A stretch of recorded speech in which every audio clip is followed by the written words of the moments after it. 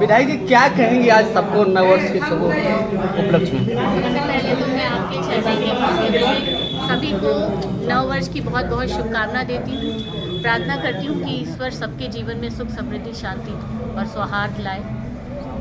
और 2024 के लिए आज जो हम लोग की पार्टी कार्यालय पे मीटिंग हुई है, उसमें हम लोगों ने अपने साथी कार्यकर्ताओं को, सभी पदाधिकारियों को सम्मानित किया है।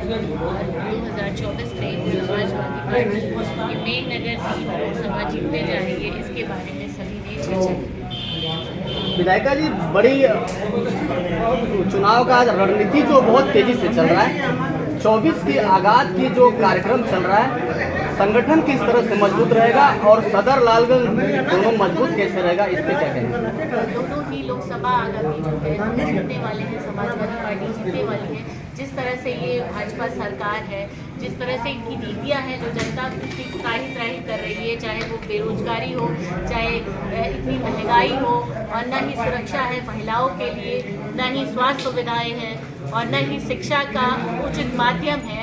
इसी मुद्दों को लेकर हम जनता के बीच जाएंगे। हम सभी पदाधिकारियों ने आज यही मंथन किया है, यही निर्णय किया है कि भाजपा की और ये जनता की जो परेशानियां हैं उन तक पहुंचाएंगे, जनता की परेशानियां, और हम 2024 के लोकसभा चुनाव के लिए पूरी तरह से तैयार है समाजवादी। आखिरी सवाल है कि दो नारा चल रहा है, एक पीडीए लेकर राष्ट्रीय अध्यक्ष अखिलेश यादव जी चल रहे हैं, और दूसरी ओर विकसित भारत संकल्प यात्रा लेकर भारतीय जनता पार्टी चल रही है। दोनों किस तरह से मजबूत होगा? पीडीए चलेगा कि विकसित भारत संकल्प यात्रा चलेगा? अभी भारत में सिर्फ और सिर्फ मुझे लगता है कि पीडीए चलेगा, और उत्तर प्रदेश में तो सिर्फ और सिर्फ पीडीए ही इस समय नारा बना हुआ है, क्योंकि विकसित भारत का जो ये अभियान एजेंडा लेके चल रहे हैं, अभी हमारा भारत बेरोजगारी से, महंगाई से परेशान है, और ये विकसित विकासशील तो हो नहीं पा रहे और विकसित भारत की बात कर रहे हैं। इसी तरह से सिर्फ और सिर्फ पिछड़ा, दलित, मुस्लिम, महिला और अन्य लोग जुड़कर एक साथ समाजवादी पार्टी राष्ट्रीय अध्यक्ष माननीय अखिलेश यादव जी के नेतृत्व में पीडीए की सरकार बनेगी, और हम सब समाजवादी पार्टी आजमगढ़ में एकदम पूरी तरह से तैयार है दोनों लोकसभा सीटें जीतने के लिए।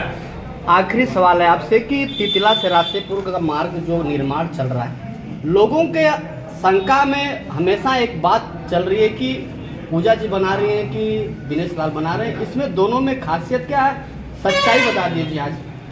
अगर ये नेहरू जी बना रहे होते या सरकार बना रही होती तो कब का बन गया होता। मैं तो हमेशा ये बात कहती हूँ कि वो रोड इतनी ज़्यादा खराब थी कि वो कोई भी माध्यम बनाए। मैं पिछली बार कई बार मैंने ये बात सदन में रखी, रासेपुर तितरा मार्ग की, कि किस तरह से उस सड़क में गड्ढे कितने हो गए थे। ये बात मैंने बार बार सदन में रखी है, और मैं मिनिस्टर से भी मिली, पीडब्ल्यूडी मंत्री से भी मिली, और मैंने उनसे कहा कि अगर आपको क्रेडिट लेना है तो आप ले सकते हैं, लेकिन हमारी जनता को सुविधा मिले, हम इसी के लिए हमेशा प्रयासरत रहते हैं। हम समाजवादी सिर्फ इसी के लिए लड़ते हैं कि किस तरह से हमारी जनता को, हमारी पिछड़ी दलित जनता को किस तरह से न्याय मिल पाए, अल्पसंख्यकों को किस तरह से न्याय मिल पाए, उसी लिए हम हमेशा कार्यरत रहते हैं। और समाजवादी पार्टी के राष्ट्रीय अध्यक्ष माननीय अखिलेश यादव जी सिर्फ इसी की लड़ाई लड़ते हैं, और हम हमेशा लड़ते रहेंगे। और वो माध्यम चाहे जो हो, रोड बन रही है, हमारी जनता की सुविधा होगी। आखिरी में